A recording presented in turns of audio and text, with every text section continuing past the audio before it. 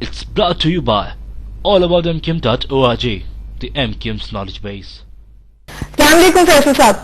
जी वालेकुम सलाम। बहुत शुक्रिया आपने हमें ज्वाइन किया। हमारे साथ स्टूडियोज में शर्मिला फारूकी साहबा और अमीर नवाब साहब मौजूद हैं।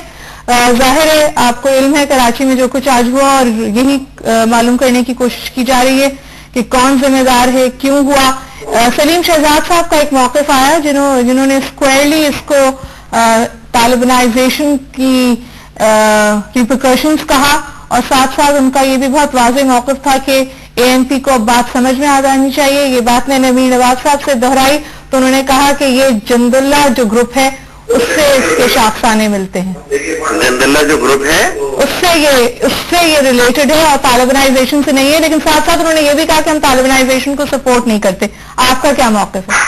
देखिए जी, मेरे ख्याल में अभी हमें इस डिटेल में जाने का ये मौका है नहीं। कराची शहर जो है वो जख्मों से चूर चूर है, जख्म रस रहे हैं, हमें मरहम रखने की जरूरत है। ये ओवरऑल प्रोसेस को समझें। बास लोगों के नजदीक शायद तालिबानाइजेशन एक सियासी नारा होगा, लेकिन ये एक पूरा का पूरा माइंडसेट है। अफगान जंग के नाम पर जो कुछ बोया गया है 80 की दहाई में, वो आज पूरा पाकिस्तान काट रहा है। उससे फिरका वाराना दहशतगर्दी ने जन्म लिया, जिसकी अल्टीमेट प्रोडक्ट जो है ये रिलीजियस एक्सट्रीमिज्म है। जहां इनका बस चलता है, ये पाक फौज को, पुलिस को, मासूम बच्चों, नमाजियों, बेगुनाह खवातीन बाजारों में निशाना बनाते हैं। और जब इनका बस चलता है तो ये फिरका वारियत का सबूत देते हैं, खा वो डेरा इस्माइल खान हो, हंगू हो, कोयटा हो, पेशावर हो या कराची हो, दीगर शहर हो। तो ये तो अपनी हिसाब से स्ट्राइक कर रहे हैं। दुश्मन एक है, हाँ वो जंदल्ला हो, लश्कर जंगी हो या अलकायदा हो या तहरीक तालिबान पाकिस्तान हो। एक बात और जो आपसे वजाहत चाहूंगी या आपका इनपुट चाहूंगी वो ये है कि इस सिलसिले में भी हमने देखा 35 आदमी पकड़े गए थे, 16 आदमी कोर्ट के सामने प्रोड्यूस हुए।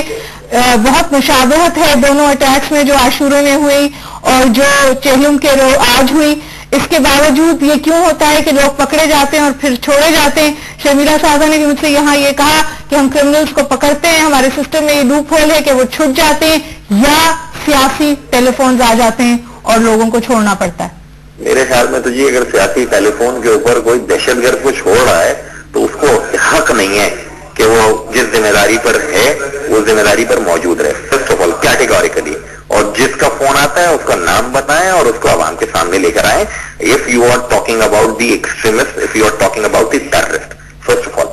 सेकेंडली, जहां तक मेरी मालूमात है, मैं नहीं देखता हूँ होम अफेयर्स, लेकिन जहां तक मुझे ये लगा है अखबारी इतलात से कि जिन 35 लोगों में से आप कह रही हैं रिहा होने वालों का, वो शायद वो आर्सन और जलाओ घेराव से रिलेटेड लोग थे और उसके हवाले से वो लैक ऑफ एविडेंस की वजह से। लेकिन ये मैं आपकी बात से बिल्कुल इत्तेफाक करता हूं कि बड़े बड़े नाम, डैनियल पर्ल के वाकये से लेकर पाकिस्तान में शेरेटन होटल के ऊपर कराची में या दीगर शहरों में बड़े बड़े नाम, फिरका वाराना दहशतगर्दी के, खुदकुश बम धमाकों के मास्टरमाइंड, वो अगर पकड़े भी गए हैं तो किसी एक नाम को मेरी याददाश्त में नहीं है कि सजा बाकायदा हुई हो। अगर किसी को सजाए मौत दी भी गई है तो अभी वो अपील और बैर अपील के झंझट में चला नहीं। हुकूमत का आपकी, आप लोग इत्तेहादी हैं, एक दूसरे की तरफ उंगली उठाते हैं, जिम्मेदारी कौन उठाएगा?